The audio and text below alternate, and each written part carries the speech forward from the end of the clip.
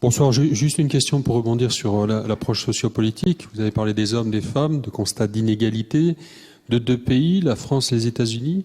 Est-ce que vous pensez que dans notre contexte républicain d'égalité de droits, des démarches en termes de politique publique, de discrimination positive pourraient être une solution pour déconstruire ces schémas et aller vers une égalité réelle entre des situations de discrimination donc basées sur la couleur de peau notamment? Je peux répondre? Ça existe déjà chez nous.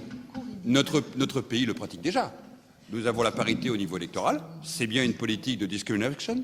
Nous avons l'inéquité ou le rééquilibrage de l'inéquité territoriale, puisque vous avez des UP, vous avez des zones prioritaires, vous avez des territoires où les enfants des écoles sont censés recevoir plus que d'autres au nom des inégalités de ces territoires, dans les Outre-mer, dans les quartiers populaires.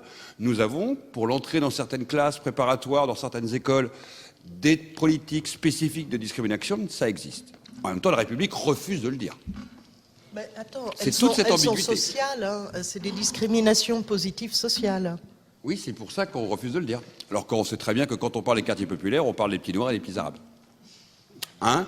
C'est toute la grande différence avec l'Amérique qui, à un moment, a dit très clairement, parce que l'Amérique utilise le mot race dans ses statistiques. C'est-à-dire que vous pouvez cocher, enfin, vous pouvez pas, vous cocher sur un formulaire qui vous êtes, comme au Brésil. Attends, juste, les États-Unis viennent de changer, maintenant tu peux cocher plusieurs cases.